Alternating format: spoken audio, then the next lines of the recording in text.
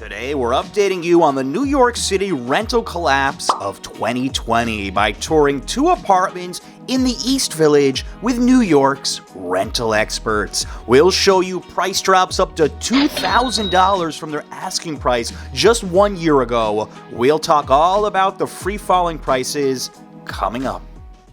What's up, members of the Barrio? It's Todd, and today we're going to continue our discussion about the big rental collapse of 2020. We're going to show you some apartments that have absolutely dropped, plummeted in price. And let's bring in our co-host. What's up, guys? We're going to see some places that are at prices that I never thought I would see. Let's go take a look. We're walking to the 6th floor. I lived on the 4th floor, my old Manhattan apartment. Now I live on the 2nd floor. I don't miss this at all. Good workout, though.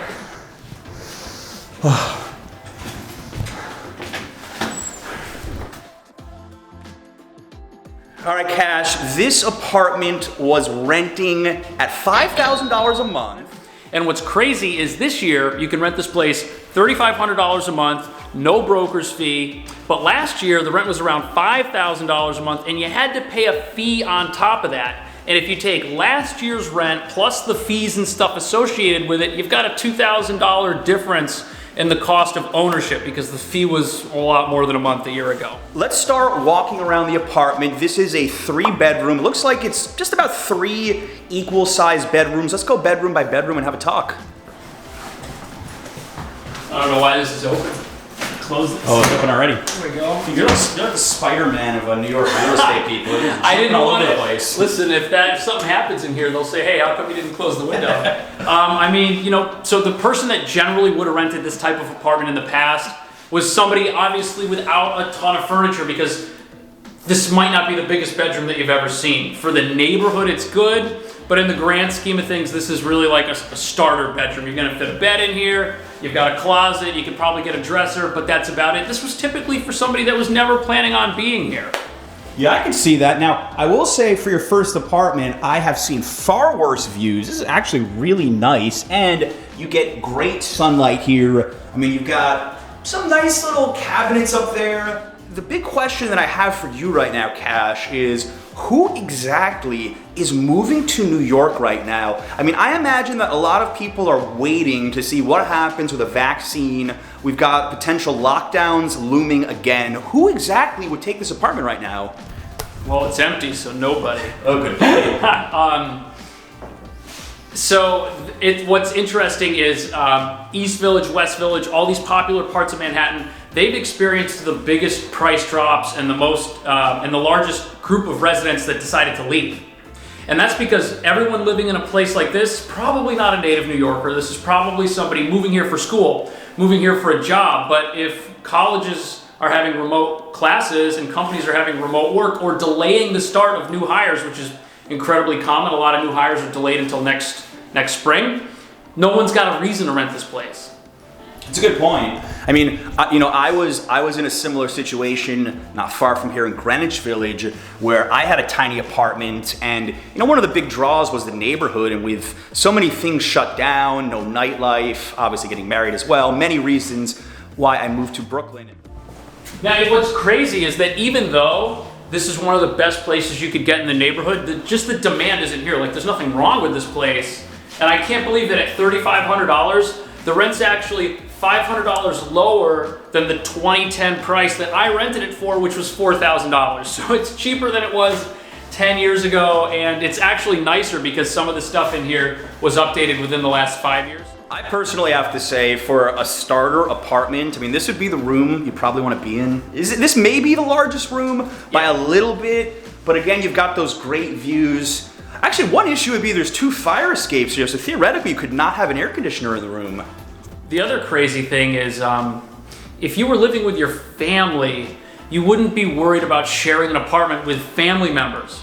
But if you're living with strangers, like your best friend from college, you might be a little apprehensive. Are they gonna take the coronavirus as seriously as you are? Are they washing their hands? Are they wearing a mask? These are questions that roommates who don't know each other very well get worried about. These are logical concerns. Cases are spiking, and that's another thing that's hindering just the rental of multi-person apartments right now in general. This is priced even at $3,500, it's a little bit more money. Bedroom number 3.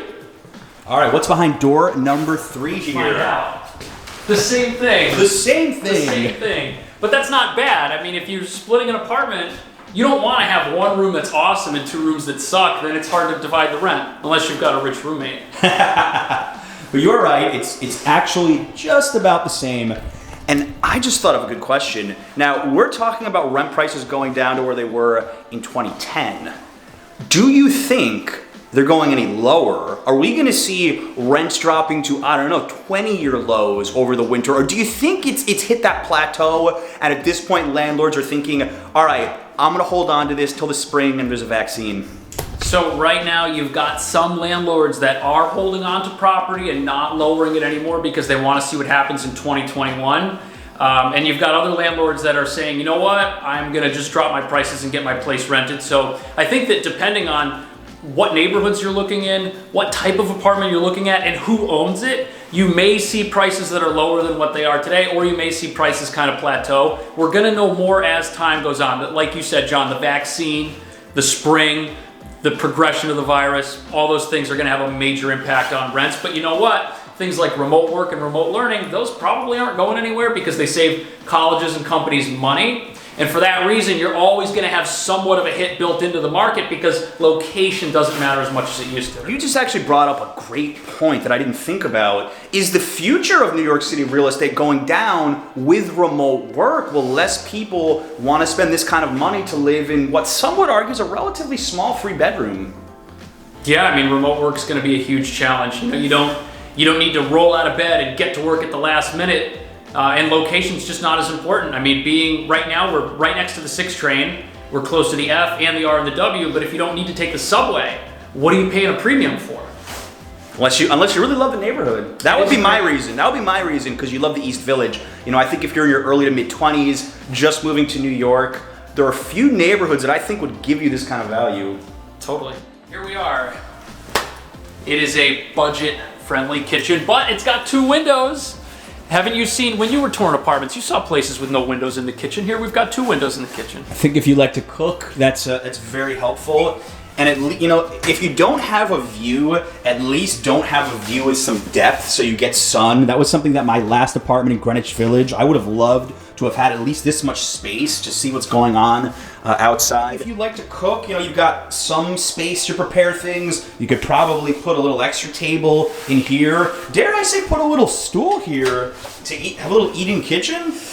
Be tight. It would be. I mean, I think that the benefit of having this small kitchen in this small room is that it's not in the living room, and it makes the living room a little bit easier to set up, but that's gonna be a personal preference thing that you make when you're looking at apartments. Maybe this is not gonna work for you, maybe it will. And they fit it in where they could, but here it is. Get a light on in here. Get a little light on. Here we go. It's well lit. It is what it is. Lots of storage, there's a window, it works. There's a tub.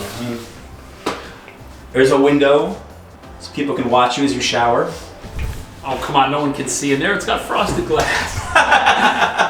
It's got frosted glass. Wait, Cash, the big question, where is it? Yep, there it is. You got a medicine cabinet. That's for your viewers, man. Yeah, man. That's for the Cash viewers. You know we had to do that. That's okay. You know we had to do okay that. with me. All right, so I'll say that this living room setup is not bad at all because you have the kitchen separated. Big. Yeah. If the kitchen was in this room, it would be like impossible to set up. It would suck. So where would you put the couch and the TV here? So when most people rent this layout, because this apartment and everything under it all have this layout, 3 bedrooms, entertainment center goes over here. You can see this is where the cable wire is located. Okay. And let me show you the reason for that. Right there, you could put an L-shaped couch right in the corner, and you can even put some seating against the wall over here. And if you do that, everyone's facing this direction. You can see a little bit out the window. You got the TV and stuff over there. The room has a nice flow to it if you set it up that way. All right, we are going to the ground floor to show you an apartment with a $1,000 price drop. Here we go. Cash, just to confirm, this apartment, we have to go through there. Yeah, you're either gonna love it or you're gonna hate it. All right, I love it already. Let's go. Yeah, are you sure? Yeah, I'm sure. I am sure. Let's do this. Okay. I like everything, so. I know you like everything. But, okay, so this is gonna be an experience. You have to go outside to get to your apartment. Dude, I've seen everything. I mean, I thought I've seen everything in New York. Now I've seen everything. So this is like the building. The building uses this for like general storage. The apartment has another common space actually. So you get to hang out with the super down here. I mean, you could. He's a nice guy actually. Come on over here. Let's do this. Let me get another light on. It's kind of dark. Okay, here, come on over here. That's gonna be annoying. Look. Okay, we got, awesome? got a lot of outdoor space. Isn't that nice? Like this is pretty cool. This is all private for the apartment. You get plant. It needs some plants, clearly.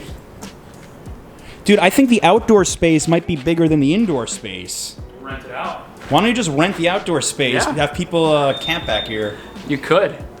This is definitely cool. I mean, private outdoor space is so hard to find.